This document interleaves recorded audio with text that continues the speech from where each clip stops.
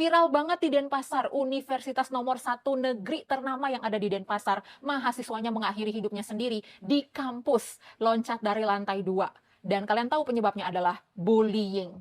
Setelah berita ini viral, maka reaksi yang didapatkan justru mahasiswa-mahasiswa yang lain lintas fakultas itu membuli almarhum. Ini jelas-jelas konfirmasi bahwa memang kuat sekali bullying di kampus itu. Mahasiswa-mahasiswanya banyak adalah bully, pelaku bullying. Terkonfirmasi semasa hidup dia dibully, ketika dia sudah mati pun dia tetap dibully. Salah satunya contohnya apa? Kok dari lantai 2? Kenapa nggak dari lantai 4? Emang mentalnya nggak sekuat itu untuk loncat dari lantai 4? Sakit. Yang kedua, udah tahu badan kayak gorgon, bikin beban aja buat angkat dia. 3, itu mukanya mirip kayak Kiai, coba deh disamping-sampingin, lucu kali ya. Ketawa-ketawa. Dan kalian tahu, sekarang mahasiswa-mahasiswa yang melakukan bullying setelah almarhum ini meninggal, itu satu persatu bikin klarifikasi sambil nangis-nangis, mukanya dimurung-murungin. Kenapa? Sudah terdesak. Inilah kalau kita menormalisasi bullying. Ini yang terjadi. Kampus atau sekolah seharusnya menjadi safest place buat anak-anak yang datang untuk belajar. Tapi justru di situ banyak sekali tindakan pembulian. Tidak boleh ada normalisasi bullying dimanapun di tanah Indonesia ini. Usut tuntas pelaku yang membuli korban semasa hidupnya, bahkan ketika korban sudah kehilangan nyawanya. Sumpah gue geram banget ngeliat berita ini. Bisa-bisanya orang udah lompat dari lantai 2 tapi masih dibully sama teman-temannya. Ini lagi rame banget guys. Jadi dia ini namanya Timothy Anugrah. Dia salah satu mahasiswa dari universitas yang ada di Bali. Yang bikin geger, dia ini lompat dari lantai 2 dan meninggal dunia guys. Tapi lo mau tahu di sini apa yang buat kesel? Setelah dia meninggal dunia, banyak teman-temannya malah yang ngebully. Di chat grup mereka tuh ada yang bilang nanggung banget cuma dari lantai 2, kenapa nggak dari lantai 4? Bahkan ada foto dia yang lagi jatuh, itu disama-samain sama foto KKI. Sumpah gue nggak habis pikir banget nih. Orang yang udah meninggal pun masih dibully, apalagi pas masa dia hidup. Sekarang para pelaku bullying itu lagi sibuk klarifikasi guys.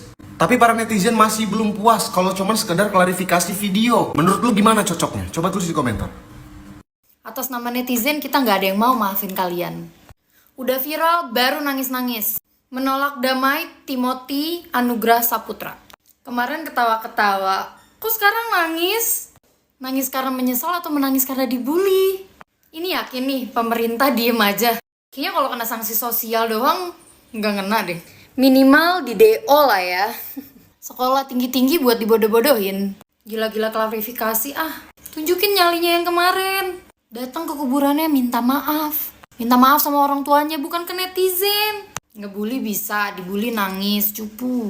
Kebayang gak sih ada orang yang meninggal dunia karena tapi masih ada yang tega ngebully, dan yang ngelakuin itu temen-temennya sendiri. Turut berduka atas berpulangnya Timothy Anugrah Saputra, salah satu mahasiswa Universitas Udayana. Kasus ini viral setelah beredarnya screenshot chat dari sebuah grup yang isinya bulian terhadap seseorang yang sudah meninggal dunia. Mirisnya, mereka bukan cuma menertawakan, tapi mereka juga seakan-akan mensyukuri kepergian temennya dengan adanya kata baguslah. Miris banget ketika pembulian masih ada di ranah pendidikan, bahkan sekelas universitas. Apakah orang yang berpendidikan masih punya hasrat untuk membuli orang lain? Kabar terakhir mereka sudah minta maaf, tapi rasanya itu nggak cukup.